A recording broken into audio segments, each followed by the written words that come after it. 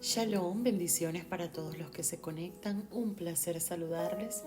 El día de hoy continuamos con nuestro estudio analizando mujeres de la Biblia y vamos a hablar acerca de un personaje muy conocido. Es el personaje de Betsabé. Y la mayoría de verdad que se conocen esta historia, sin embargo, pues no podíamos dejarla por fuera porque es uno de los personajes más importantes dentro de la historia, ¿verdad? Del tiempo del rey David. Y adicional a eso, siempre podemos aprender algo nuevo. Así que vamos a comenzar hablando que su hecho más notable es que fue la madre de Salomón. Su hecho más destacado es que aparece en la genealogía del Mesías, justo en Mateo 1:6. Su nombre en realidad es Batsua y eso lo podemos ver en Primera de Crónicas 3:5. Y los textos claves donde vamos a estar hablando es en Segunda de Samuel, capítulo 11, del 1 al 17. Vamos a estar hablando en Primera de Reyes 1, del 11 al 31. Y también puedes encontrar un poco de ella en Segunda de Samuel 12:24. Bien, vamos a hablar un poquito acerca del contexto histórico. Debemos saber que Betsabé es muy conocida por ser una adúltera. Es la mujer que cometió infidelidad con el rey David. Y este pecado redundó en su embarazo, el asesinato de su esposo y también la muerte de su hijo recién nacido. Después de la confesión del pecado de David, Betsabé parece haber recibido el mismo perdón divino y vivió para disfrutar las bondades de nuestro Padre Celestial. Pero bueno, vamos a retomar desde un principio, hablando de los hechos más importantes. Primero, debemos hablar del desenfreno de David. Y eso lo podemos ver en 2 de Samuel 11, del 1 al 2. Dice, aconteció al año siguiente, en el tiempo que salen los reyes a la guerra, que David envió a Joab junto a sus siervos y a todo Israel, y ellos derrotaron a los amonitas y sitiaron a Rabá, mientras David se quedó en Jerusalén. Un día, al caer la tarde, se levantó David de su lecho y se paseaba sobre el terrado de la casa real, cuando vio desde el terrado a una mujer que se estaba bañando, la cual era muy hermosa. Fíjense que David mandó a sus hombres a la guerra, pero él se quedó en Jerusalén. Y esa tarde, mientras se paseaba sobre el terrado de su palacio, vio a una mujer en la azotea, en una casa vecina, y se bañaba desnuda. Ahí es donde entra el desenfreno, porque donde tú pones el ojo, si sabes que estás fallando, si sabes que es pecado y no lo quitas a tiempo, definitivamente puedes cometer graves errores.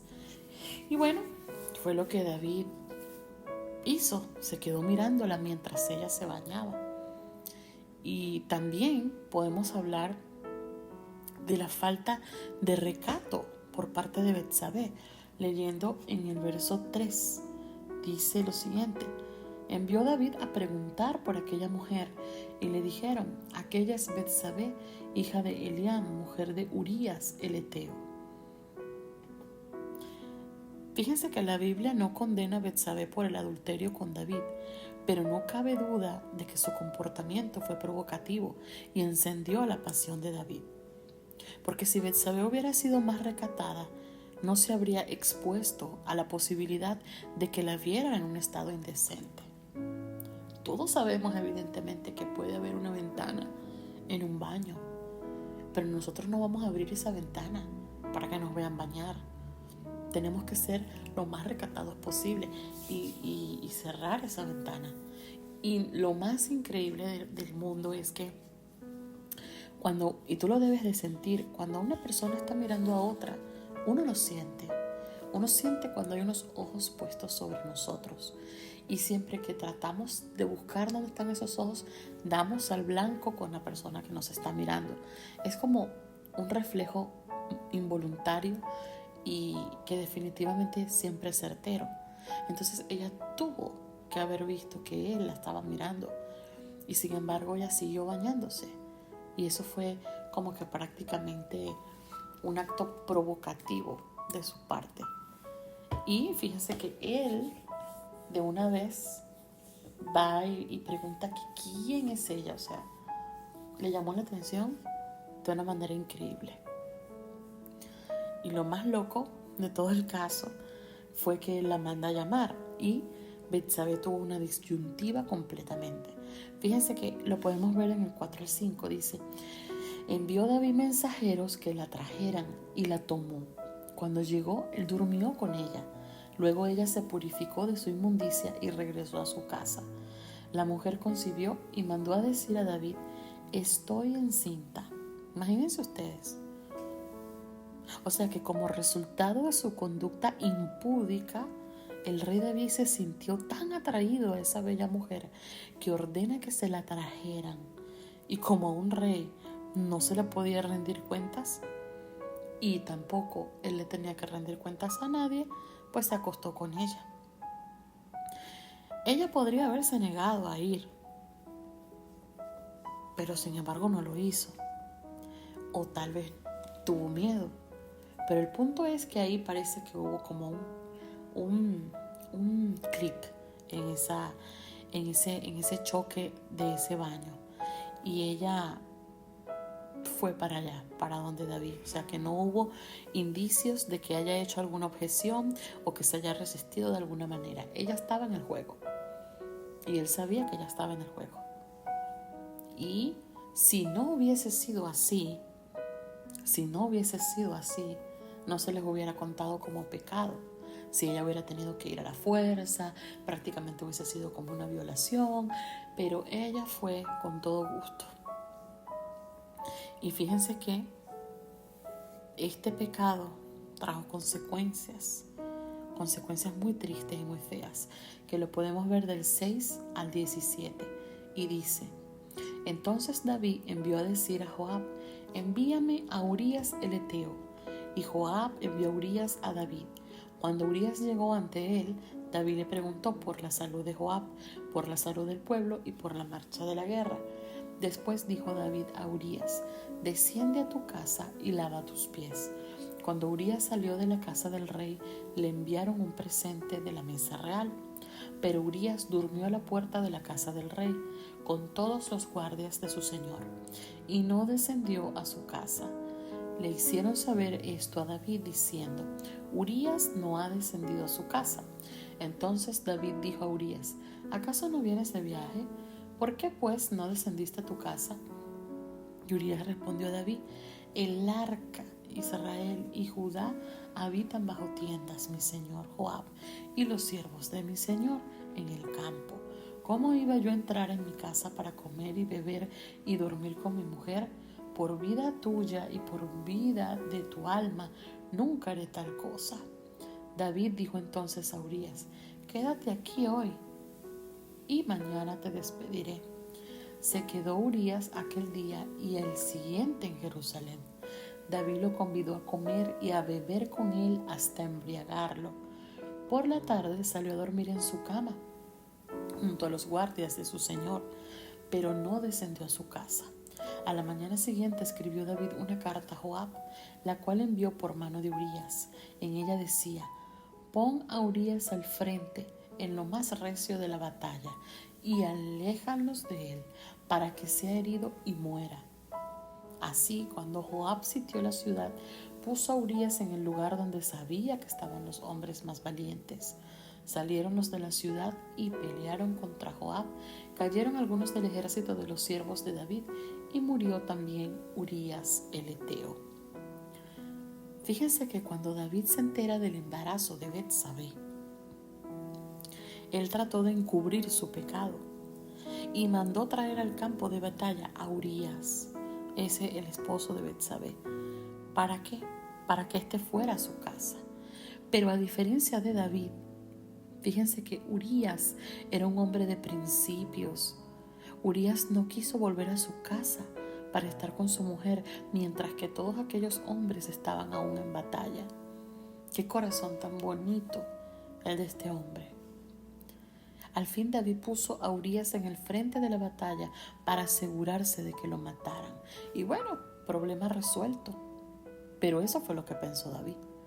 Porque cuando llegó el momento adecuado, David tomó por esposa a Betsabé, y cuando nació el hijo de su aventura ilícita, éste se enfermó y murió. ¿Y sabes por qué pasó esto? Porque el pecado siempre trae consecuencias. Siempre trae consecuencias. Ellos pensaron que esto iba a quedar así, que pues tan sencillo como que bueno, muere Urías, tomo a Betsabé por esposa, voy a tener a mi hijo, shalala, shalala, una vida nueva, pero resulta que no. El Padre siempre está mirando las intenciones de tu corazón. Y en este caso, tanto Betsabé como David fallaron tremendamente. No les importó esa vida inocente de Urías. Por consiguiente, el Padre tampoco les iba a dar la felicidad de un hijo en ese momento. Un hijo producto del adulterio. No se los iba a premiar.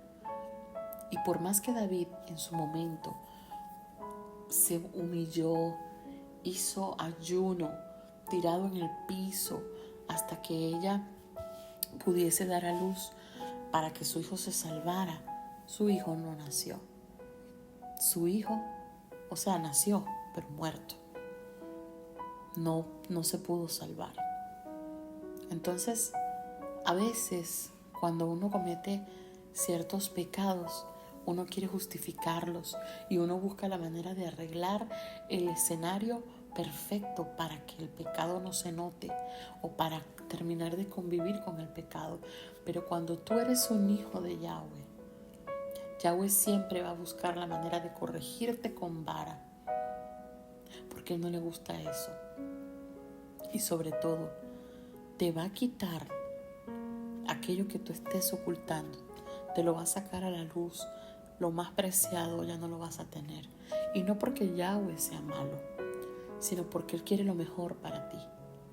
Si Él hubiese permitido a ese niño, producto de todos estos errores en David, quizá David no hubiese podido llegar a la madurez que llegó en su adultez, en su vejez. Quizá no hubiese podido adorar al Padre, quizá los salmos no existirían, quizá su vida no fuera conforme a su corazón, porque se hubiese acostumbrado a pecar, a justificar sus errores y se hubiese apartado del Eterno. Pero todo lo que el Padre hace es para nuestro bien. Y David entendía eso. David lo entendía. Ahora, vamos a ver otro punto, fuera de toda esta historia triste, que es el discernimiento de Betsabé. Vamos a ubicarnos en Primera de Reyes 1, del 11 al 31. Dice así: Entonces Natán dijo a Betsabé, madre de Salomón: ¿No has oído que Adonías, hijo de Agit, se ha proclamado rey sin saberlo David nuestro Señor? Ven pues ahora y oye mi consejo, para que conserves tu vida y la de tu hijo Salomón. Ve, preséntate ante el rey David y dile: Rey y Señor mío, ¿no juraste a tu sierva diciendo: Salomón, tu hijo, reinará después de mí y él se sentará en mi trono? ¿Por qué pues reina Adonías? Mientras estés allí hablando con el rey, yo entraré detrás de ti y reafirmaré tus palabras. Entonces Betsabé entró en la habitación del rey. El rey estaba muy viejo y Abisag, la sunamita, lo servía. Betsabé se inclinó e hizo una reverencia al rey. El rey dijo: ¿Qué te pasa? Ella le respondió: Señor mío, tú juraste a tu sierva por Yahweh tu Elohim, diciendo: Salomón tu hijo reinará después de mí y se sentará en mi trono. Pero ahora reina Adonías, sin que tú, mi señor y rey, todavía lo sepas. Ha matado bueyes, animales, cebados y muchas ovejas, y ha convidado a todos los hijos del rey, al sacerdote Abiatar y a Joab, general del ejército, pero no ha convidado a Salomón tu siervo. Entre tanto, Rey, Señor mío, los ojos de todo Israel están puestos en ti, para que les anuncies quién se ha de sentar en el trono después de mi Señor, después de mi Señor el Rey. De otra manera sucederá que cuando mi Señor el Rey duerma como sus padres, yo y mi hijo Salomón seremos considerados culpables. Mientras Betsabé aún hablaba con el rey, llegó el profeta Natán. Le avisaron al rey diciendo: aquí está el profeta Natán. Cuando él entró donde estaba el rey, se postró delante del rey rostro en tierra y dijo: Rey, señor mío, ¿has dicho tú, Adonías reinará después de mí y se sentará en mi trono? Porque hoy descendió a sacrificar bueyes, animales cebados y muchas ovejas, y ha convidado a todos los hijos del rey, a los capitanes del ejército y también al sacerdote Abiatar. Están comiendo y bebiendo delante de él y gritan: ¡viva el rey Adonías! Pero ni a mí, tu siervo, ni al sacerdote Sadoc, ni a Benaía, hijo de Joiada, ni a Salomón, tu siervo, ha convidado. ¿Es que esto ha sido ordenado por mi señor el rey, sin haber dado a conocer a tus siervos quién se había de sentar en el trono de mi señor el rey después de él? Así que el rey David respondió diciendo: llámenme a Betsabé. Entró ella a la presencia del rey y se quedó en pie delante de él. Entonces el rey hizo este juramento: vive Yahweh, que ha redimido mi alma de toda angustia, que como yo te he jurado por Yahweh, Elohim de Israel, diciendo: tu hijo Salomón reinará después de mí y se sentará sobre mi trono en lugar mío, así lo haré hoy. Betsabé se inclinó ante el rey con su rostro en tierra y haciendo una reverencia al rey dijo: viva mi señor el rey David para siempre. Era necesario leer la historia larga, porque si bien es cierto, de Betsabé conocemos la parte del adulterio y toda esta historia que acabamos de estudiar al principio, poco sabemos de esto que ella hizo, que fue abogar para que el cumplimiento del reinado de Salomón se diera. Ella tuvo mucho discernimiento en este momento para hablar con David, y fíjense que sus acciones estuvieron respaldadas por el profeta también. Entonces, tras años de silencio, Betsabé fue a hablar ya con el anciano rey David, que estaba a punto de morir, acerca del derecho de su hijo Salomón de convertirse en el rey de Israel, cuando su hermano mayor Adonías trataba de usurpar el trono. Entonces ella definitivamente actuó con discernimiento, con sabiduría y también con respeto, al pedirle a David que recordara la promesa de que su hijo Salomón reinaría después de él. La forma en que ella se presenta ante David no fue una forma grosera, una forma brusca, una forma que pudiese de alguna manera gritando, diciéndole que tenía que hacerlo, sino que se lo recordó con mucho respeto, con mucha reverencia. Y esa manera tan calmada que ella tuvo fue de mucha bendición, porque finalmente el Padre en este proceso permite que llegue el profeta y confirme exactamente las mismas palabras que ella le estaba comentando al rey. Así que pudo, gracias a esto, Salomón convertirse en el próximo rey, y que por supuesto la vida de Salomón, que todos conocemos, fue maravilloso porque el Padre en él pudo hacer su primer templo y todo fue súper maravilloso, ¿verdad? Entonces, bueno, podemos aplicar a nuestra vida, aparte de todos los pequeños puntitos que hemos hablado, 2 puntos importantes. Primero, disfrutar la promesa del perdón de Yahweh. La vida de todas las personas está contaminada y manchada por el pecado. Sin embargo, al igual que Betsabé, tú puedes disfrutar la promesa y la realidad del perdón de Yahweh. Ni un solo pecado, por oscuro que sea, puede arruinar toda una vida.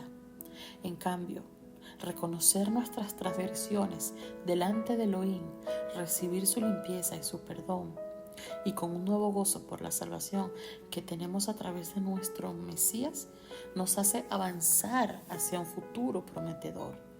El perdón de Elohim le dio a Betsabé una segunda oportunidad. Y yo estoy segura que hoy Elohim te ofrece el mismo perdón y la misma segunda oportunidad. solo que lo debes aprovechar. Y por segundo punto que podemos aplicar a nuestra vida es que debemos aprender a hablar con sabiduría. Si observamos esa sabiduría de Betsabé cuando le habla al rey del derecho al trono de su hijo Salomón, podemos destacar 5 principios que podemos nosotros aplicar para hablar a favor de alguna causa que nosotros tengamos. Número 1, buscar el consejo de personas apropiadas antes de hablar. Número 2, buscar el momento oportuno. Número 3, elegir el tema preciso, ni corto ni largo, preciso.